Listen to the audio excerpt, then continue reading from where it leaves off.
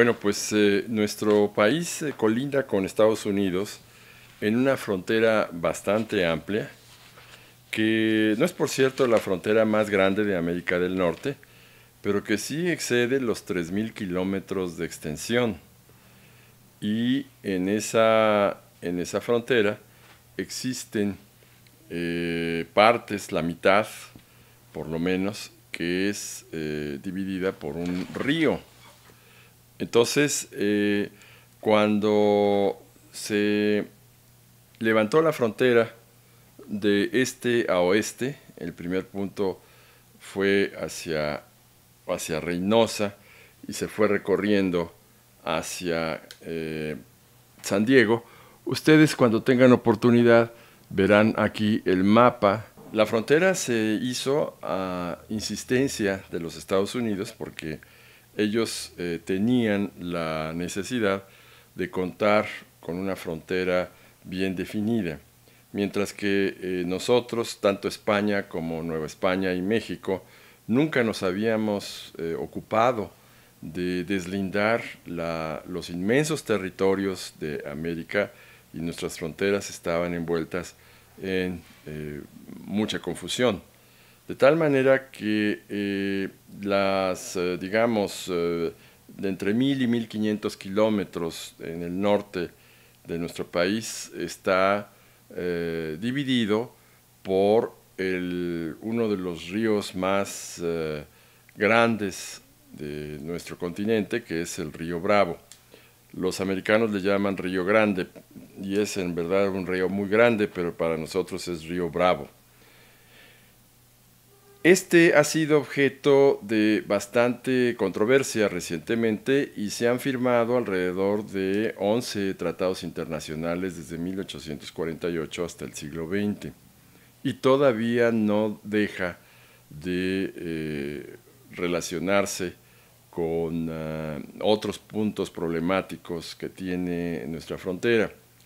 Hay que entender que el río Bravo tiene un cauce, o tenía un cauce muy bravo, efectivamente, y cambió en circunstancias. Por ejemplo, en 1853 cambió el cauce terriblemente y se dirigió hacia el norte cuando estaba el cauce hacia el sur.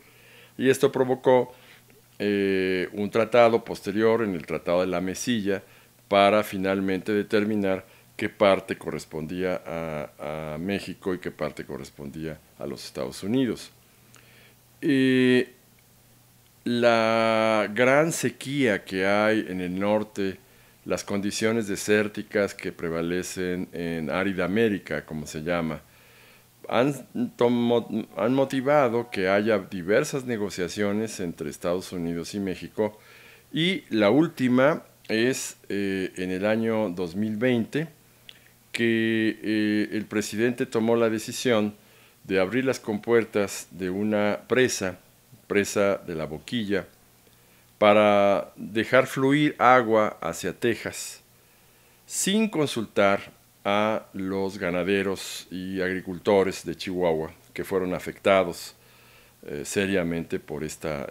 Hay que tomar en cuenta también que la presa de la Boquilla está al 24% de su capacidad. Esto quiere decir que esta distribución de agua hacia Texas es una distribución que va a afectar más y va a bajar más todavía la reserva de agua que tenemos en la presa en nuestro territorio. Sin lugar a dudas, este es un problema vigente, actual, muy grave, muy serio, y quisiera yo manifestarles las opiniones que tengo respecto de esta presa y la distribución del agua. Desde 1848 se supo que la administración del agua del río Bravo, que viene desde las montañas rocallosas, porque es un río que desemboca en el Golfo de México, pero que nace en el centro de los Estados Unidos, en las montañas rocallosas. Se beneficia en el cauce por las lluvias, por el flujo de agua que viene de esta parte geográfica de los Estados Unidos. Ahora, nuestra condición con relación al agua es que ha sido regulada el uso, la administración de la misma a través de dos convenios. El convenio del 21 de mayo de 1906, que precisamente es un tratado sobre las aguas, los límites y las aguas en la frontera México-Estados Unidos. Y allí en ese convenio se fijó una cantidad determinada de aproximadamente 74 millones de metros cúbicos de agua, en donde México se comprometió a entregar esa cantidad de agua a los Estados Unidos. No obstante ello, ese convenio es muy importante por varias circunstancias. En ese convenio se funda una comisión para resolver los problemas precisamente de límites y aguas en la frontera México y Estados Unidos. Y además se fijan los propósitos, los objetivos de la firma de ese convenio. El convenio determina que el propósito rector del convenio es hacer una distribución equitativa del agua para fines de irrigación. Pero yo quiero enfatizar el adjetivo de equitativo. Equitativo significa que va a ser legalmente exigible una cantidad exacta, como la que se determinó en el convenio de 60,000 pies de acre o 74 millones de metros cúbicos, o precisamente va a ser una distribución equitativa de acuerdo a las condiciones del agua y de la tierra y del clima de la zona. Resulta claro que en un convenio no puede fijarse o predeterminarse una cantidad exacta de agua que se va a distribuir a los Estados Unidos, por la sencilla razón de que condiciones geográficas deben de hacer una adecuación a la entrega del agua. Esto es importante porque evidentemente la distribución equitativa está condicionada primero a la abundancia o escasez de agua que haya en el río Bravo. Y en consecuencia la entrega de parte, el compromiso de parte de México es que sencillamente la distribución se va a hacer de esa manera. Por eso, en el Tratado de Límites y Aguas de 1944, que sustituye al Tratado de 1906, empieza a haber una actividad muy importante de la Comisión de Límites y Aguas, creada desde el siglo XIX, en 1882, para la resolución de los conflictos y la resolución de los problemas o la interpretación del tratado. La propia comisión fija cada 5 años una cuenta, una auditoría del monto de agua que se ha podido distribuir hacia los Estados Unidos y que también nosotros recibimos de los Estados Unidos, pero lo que nos interesa aquí es la posición de México frente a Estados Unidos.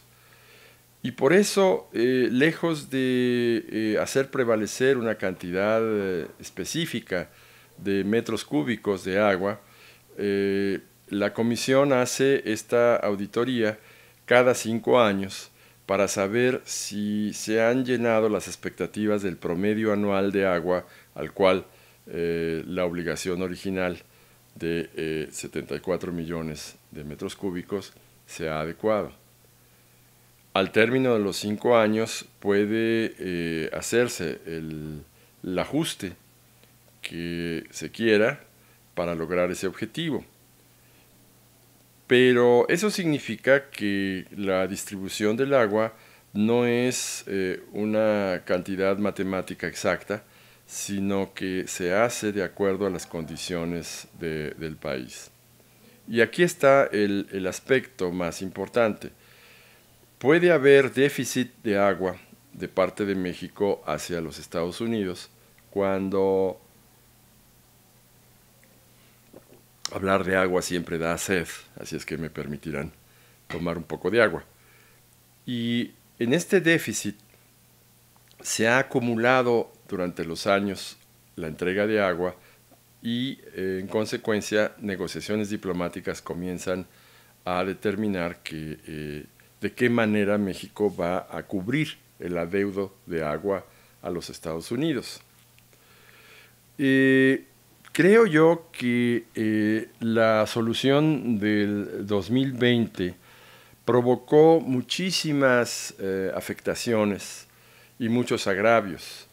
Alrededor de 5,000 agricultores de Chihuahua se quejaron sobre la acción unilateral del Ejecutivo Federal para entregar el agua, que si bien debíamos, no hay duda de que hay un adeudo de agua, pero plantean dudas respecto del acatamiento de nuestras obligaciones internacionales a través del Tratado de 1944. Y esto es lo que quisiera un poco comentar con ustedes. Si las obligaciones de un tratado, que por supuesto obligan a todas partes, de acuerdo al principio de derecho internacional, pacta sunt servanda, deben de ser llevadas con la exactitud matemática que Estados Unidos exige a México diplomáticamente. Cuando México tiene una sequía extrema, que es un concepto que se prevé desde el Tratado de 1906, como una excepción, digamos, a la falta de cumplimiento anual en la entrega de agua hacia los Estados Unidos. Cuando hay una sequía extrema, debe de haber una negociación respecto de la entrega de agua. Y vaya que México, desde tiempo inmemorial, ha tenido sequías extremas. Las más recientes se dan precisamente en el siglo XXI, en donde ha habido quinquenios con sequías extremas muy importantes, y las minutas, como se les llama a los acuerdos o resoluciones de la Comisión de Límites y Aguas para solucionar estos problemas, que son muy valiosas, por cierto, porque prácticamente tienen la categoría de una ley, pero es una ley binacional, porque la Comisión de Límites y Aguas está integrada por representantes de Estados Unidos y de México. En consecuencia, estas minutas han tratado de adecuar la cantidad y el pago de los adeudos en materia de agua. De tal manera que contamos entonces con una situación bastante precaria en el 2020 respecto del tratado, que nos obliga a cuestionar la solución que se da o que se dio o que se ha venido dando desde el Tratado de 1944, porque ya no es posible sostener una cantidad fija de entrega de un país a otro. No es posible, primero, por la reducción del recurso natural, que es el agua, y porque hay elementos que han venido a interrumpir la normalidad de la entrega de agua a partir del río Bravo. Los elementos son muy importantes porque evidentemente nos muestran que la población en la frontera norte de México con Estados Unidos se ha más que duplicado. Cuando se firma el tratado, todavía a fines de la Segunda Guerra Mundial, la población fronteriza mexicana y por supuesto la de los Estados Unidos era una fracción de lo que es actualmente. Movimientos migratorios por diversas circunstancias, desde sociológicos y económicos hasta políticos, han motivado que la frontera norte de México se haya duplicado o triplicado en el número de habitantes. Por ejemplo, según los datos que tenemos, y solamente hablo de la parte correspondiente al río Bravo, ya no me fijo en la ciudad hermana de San Diego y Tijuana, que es muy importante y que está absolutamente llena de población de todo tipo, de migrantes y de mexicanos y de centroamericanos, etcétera. Pero solamente como estoy tratando el problema del agua en el río Bravo, me concentraré en la población, digamos, desde Matamoros hasta Ciudad Juárez. Y allí, en todas las líneas que ven ustedes de aproximadamente 7 ciudades hermanas, como se les llama, que son las ciudades contiguas o conurbadas de Estados Unidos y de México, todas ellas, la mayoría de la población se da en el lado mexicano. Hay poblaciones, por ejemplo, como la de Eagle Pass, en Texas, que apenas alcanza 26,000 habitantes. Sin embargo, del lado de México existe Ciudad Juárez, que como sabemos es una metrópoli, con más de 1,300,000 habitantes. Ni siquiera El Paso, que es la ciudad gemela con Ciudad Juárez, alcanza el 1,000,000 de habitantes, tiene 800,000 habitantes. Entonces, el impacto poblacional de las ciudades mexicanas fronterizas exige que el consumo de agua de parte de México sea mucho mayor que el consumo de los Estados Unidos. Además, es un consumo que beneficia a la población. En las normas internacionales y en la legislación en materia de agua hay preferencias en el uso del agua.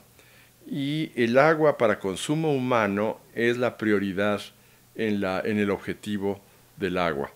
Si el consumo humano es mayor en la parte fronteriza mexicana que en la de los Estados Unidos de una manera desproporcionada, como he tratado de ilustrar en los ejemplos, es lógico pensar que el agua de México es mucho más valiosa para el consumo humano, ya no digamos ni siquiera para la agricultura, que la agricultura y la irrigación de los campos también es una prioridad dentro de la fijación de los objetivos del agua, pero finalmente el consumo humano de la población, que sigue creciendo por los movimientos migratorios y que no se puede parar, porque evidentemente es un derecho fundamental el respetar la migración de las personas.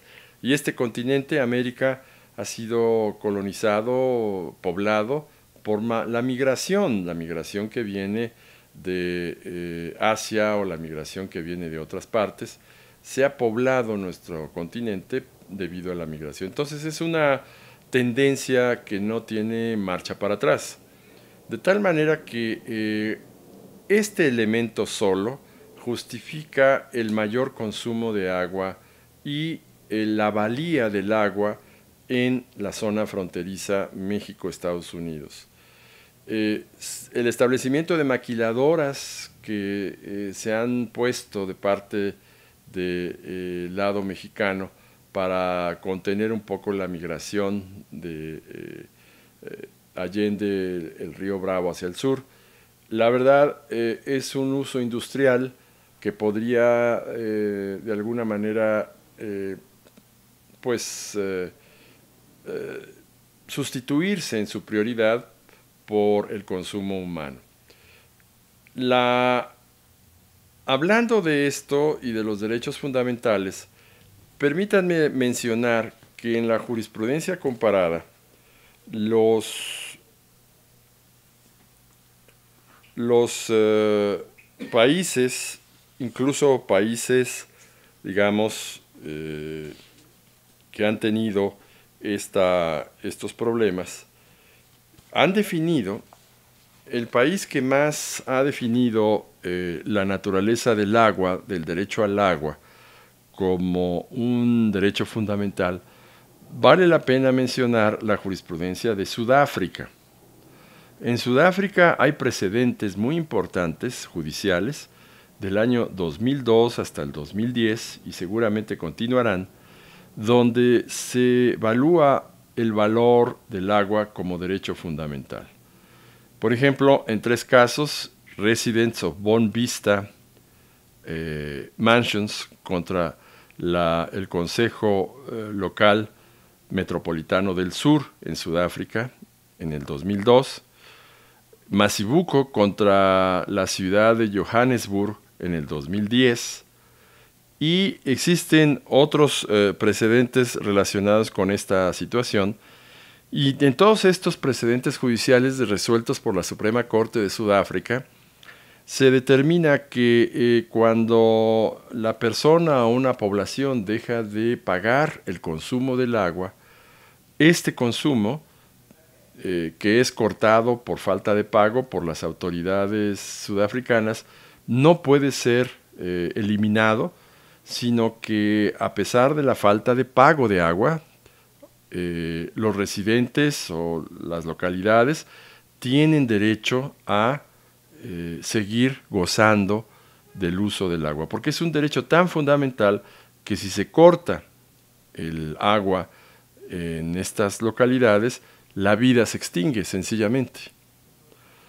Y yo creo que no he hecho ninguna comparación entre el ámbito de Sudáfrica con el ámbito de México, pero evidentemente la zona desértica de México, desde Baja California, Sonora y Chihuahua, pues no tendrá las condiciones extremas que cualquier otra zona desértica de África o de Asia pueda tener. En concreto, entonces, la jurisprudencia comparada ha determinado que el derecho al uso del agua es un derecho fundamental. ¿Pero qué significa que sea un derecho fundamental? Significa que cualquier ley o tratado o reglamento que le imponga contribuciones o limitaciones tendrá que ser superado por un principio general del derecho fundamental de acceso al agua. Esto significa que si el Tratado de Aguas de 1944 exige el pago del agua hacia los Estados Unidos por las razones que hayan sido, primero debemos de tomar en cuenta que estamos hablando de un derecho fundamental que pertenece a la población de ambos países, claro, pero con mayor razón a la población de la zona más afectada, que sería la de México, puesto que tiene mayores habitantes que la de los Estados Unidos.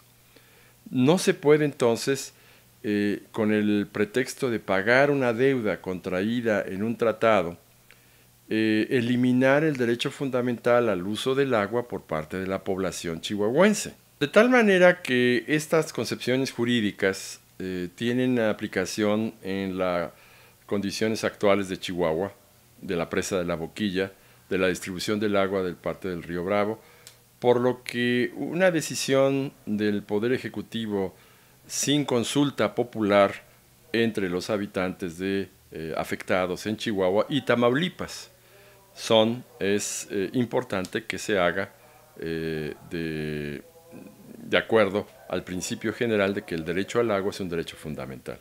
Continuaremos en otra ocasión sobre esto.